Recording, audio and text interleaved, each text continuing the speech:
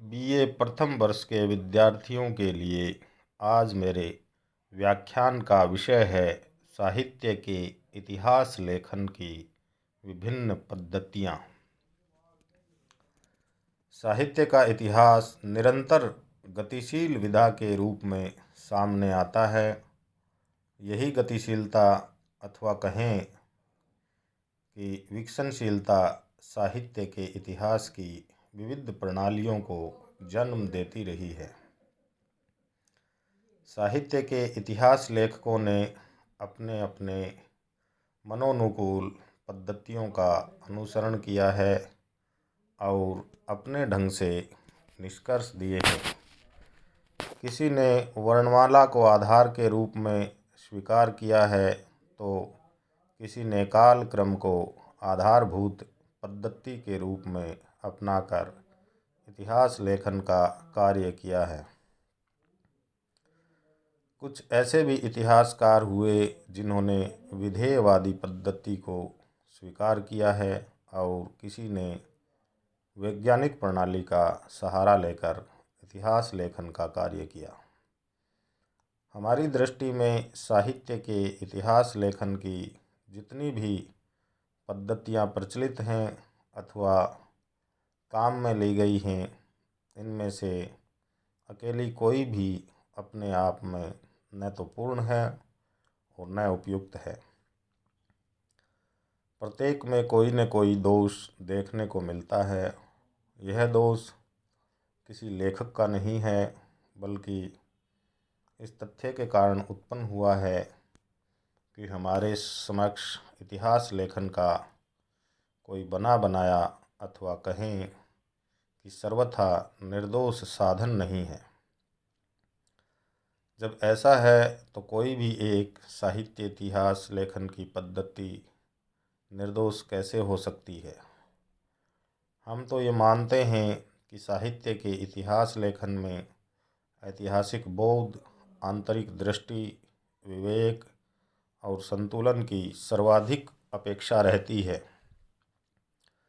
इन गुणों को अपनाकर ही साहित्य इतिहास लेखन संभव हो पाता है।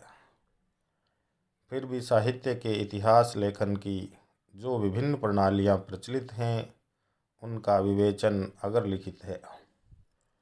पहली है वर्णानुक्रमी पद्धति। वर्णानुक्रमी पद्धति को वर्णमाला पद्धति भी कहा जा सकता है। इतिहास लेखन की यह सबसे दोषपूर्ण, अविकसित और भद्दी पद्धति है। इस पद्धति के अनुसार साहित्य के इतिहास में कृतिकारों का परिचय वर्णमाला के अक्षर क्रमानुसार दिया जाता है।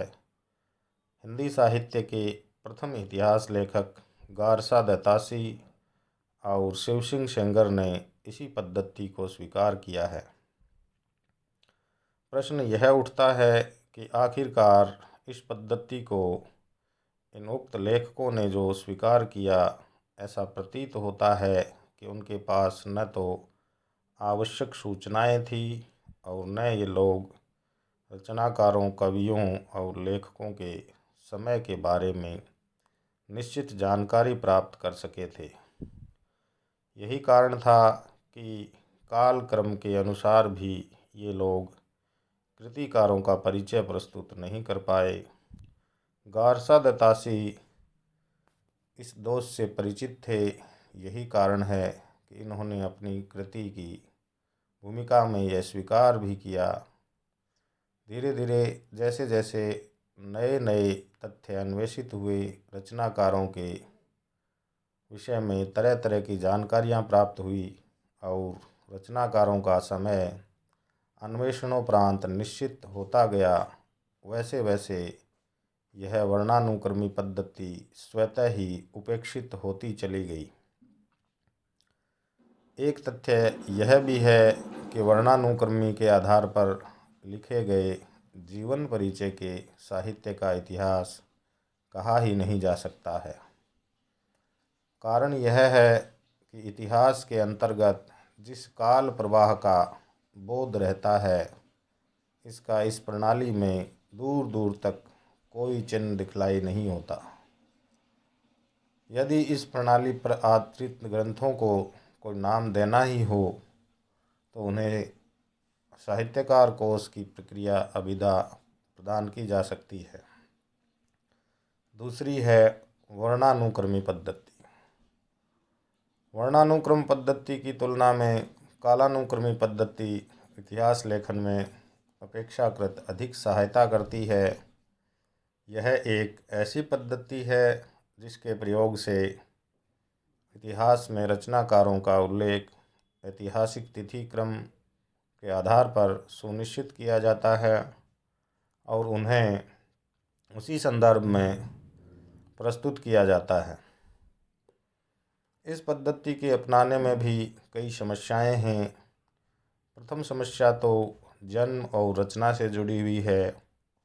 ऐतिहासिक कालक्रम का निर्धारण करते समय किस तिथि को मूल आधार के रूप में स्वीकार किया जाए, अर्थात ऐतिहासिक कालक्रम का निर्धारण रचनाकार की जन्मतिथि के आधार पर हो अथवा रचना तिथि के आधार पर, यह स्पष्ट नहीं है। यह विवाद का विषय भी है। ठीक यही है कि यदि किसी सर्जक या उल्लेख ऐतिहासिक कालक्रम से करना विवशता हो तो रचना तिथि को ही आधार स्वरूप स्वीकार करना चाहिए। यह कालानुक्रमी पद्धति डॉक्टर ग्रियर्सन और मिश्र बंधुओं द्वारा स्वीकार की गई है और इनके इतिहास ग्रंथों में इसे अपनाया भी गया है।